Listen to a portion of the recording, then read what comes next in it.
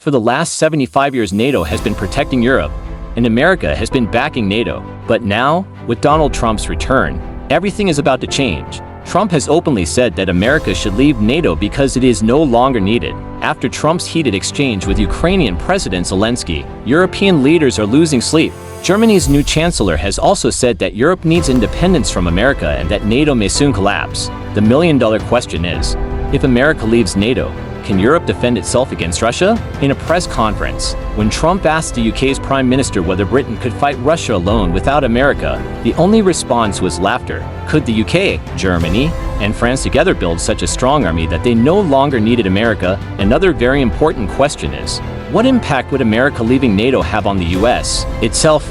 For years, America has carried out operations with NATO in countries like Afghanistan, Iraq, and even Libya. America often placed NATO at the forefront of these wars. If the US leaves NATO, is it strong enough to fight alone? And another big question, wouldn't China take advantage if the US left NATO? America's entire Arctic strategy depends on NATO as well, so what happens to that if NATO collapses? In today's video, we're going to talk about the downfall of the world's biggest military alliance, a downfall that could change the entire world order and perhaps take us back to a stage similar to the aftermath of World War II.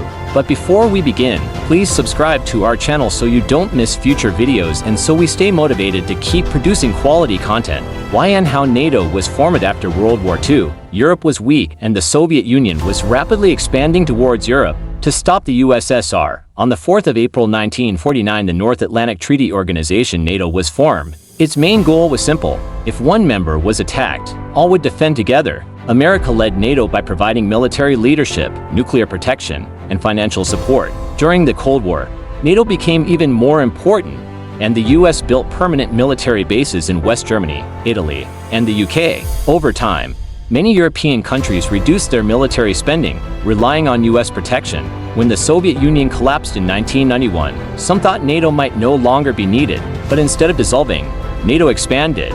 Many Eastern European countries once under Soviet control wanted to join NATO out of fear of Russian resurgence. In 1999, Poland, Hungary, and the Czech Republic joined, bringing NATO closer to Russia. By 2000, for Estonia, Latvia, Lithuania, and others also joined, bringing NATO right to Russia's borders. Russia saw this as a direct threat, accusing the West of breaking its promise not to expand NATO after the Cold War. Despite this, in 2008, NATO promised future membership to Ukraine and Georgia. That same year, Russia invaded Georgia, signaling it would no longer tolerate NATO expansion. In 2014, Russia annexed Crimea, prompting NATO to deploy more troops and missile systems in Eastern Europe, backed largely by the US under President Obama. Later, under Joe Biden, the US openly supported Ukraine, sending billions in military aid. Meanwhile, Finland and Sweden applied for NATO membership in 2020. Russia responded with a full-scale invasion of Ukraine in February 2022, transforming NATO from a defensive alliance into one directly supplying weapons and funds to Ukraine. Its biggest conflict ever, NATO's dependency on the US. Despite its size and power, NATO is heavily dependent on US leadership,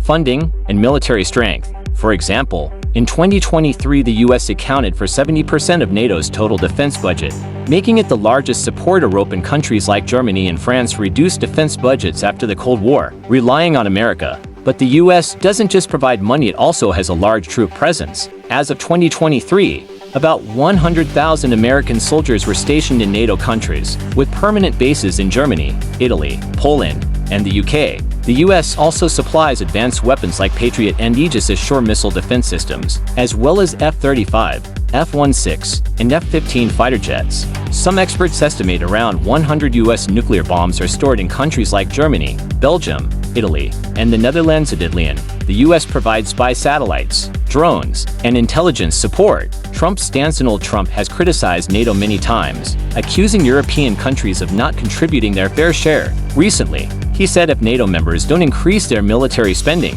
the US will stop defending them and may even leave NATO entirely. If America pulls out, NATO would lose 70% of its defense funding, as well as US nuclear weapons, highly trained troops, and advanced weapon. Europe's combined defense spending in 2024 was about $457 billion, while Russia's adjusted for purchasing power was $461.6 billion, meaning Russia is now outspending Europe on defense. The problem is also structural.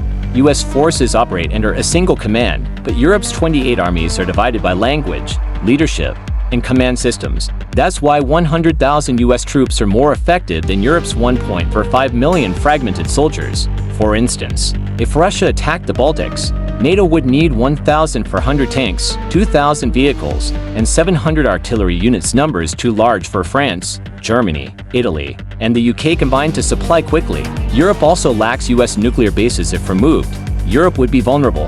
Leaders like French President Macron and Germany's new Chancellor Friedrich Merz are considering strengthening Europe's nuclear capabilities, even potentially storing French nukes in Germany. But building such infrastructure takes years. In short, replacing America and NATO would require decades of investment, political unity, and structural reforms. What happens to America if it leaves NATO? For 76 years, the US has used NATO as a tool to project power globally. In wars like Afghanistan, Iraq, and Libya, NATO forces supported America with troops, air support, and logistics, sharing the burden. Without NATO, future wars would be much harder and costlier for the US, as it would fight alone. Another big advantage NATO gives the US is access to military bases and supply routes across Europe and the Middle East. For example, Ramstein Air Base, Germany, crucial for Middle East and African operations. Incirlik Air Base, Turkey, vital for strikes in Syria and Iraq. If America leaves NATO, it could lose access to these bases, making future operations slower, more expensive, and politically complicated.